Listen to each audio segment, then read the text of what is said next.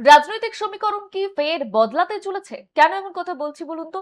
কারণ রাজ্যে বিজেপি সরকার গঠনের পর শুভেন্দু অধিকারীকে শুভেচ্ছা জানিয়ে রাজ্য রাজনীতিতে নয়া জল্পনা উস্কে দিয়েছেন মালদার দাপুটে তৃণমূল নেতা তথা ইংরেজবাজার পৌরসভার চেয়ারম্যান কৃষ্ণেন্দু নারায়ণ চৌধুরী। কেবল ব্যক্তিগত স্তরেই নয়, রীতিমতো পৌরসভার রেজলিউশন অর্থাৎ প্রস্তাব পাশ করে সরকারিভাবে মুখ্যমন্ত্রীকে শুভেচ্ছা বার্তা পাঠানো হয়েছে। আর শুভেচ্ছা বার্তা পাঠানোর পরে কি বলেছেন কৃষ্ণেন্দু নারায়ণ চৌধুরী, শুনুন। মুখ্যমন্ত্রী তো হচ্ছে শুভেন্দু অধিকারী, ঘোষণা হয়ে গেল, কালকে বোধহয় শপথ দেবে। কি বলবেন? দেখুন, রাজনীতিতে খুব অল্প বয়সেই রাজ্যের মুখ্যমন্ত্রী হলেন, এটা কিন্তু আমাদের কাছে রেকর্ড। শুভেন্দুকে আমি দীর্ঘদিন ধরে চিনি।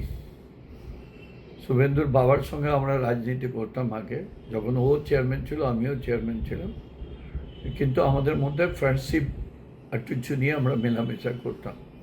পরবর্তীকালে শুভেন্দু রাজনীতিতে অংশগ্রহণ করেছেন এবং কংগ্রেস থেকে তৃণমূলে এসেছেন, তৃণমূল থেকে একদম প্রথম সারির একজন নেতা হয়ে উঠেছিল এবং তিনি মালদার অবজারভারও ছিলেন।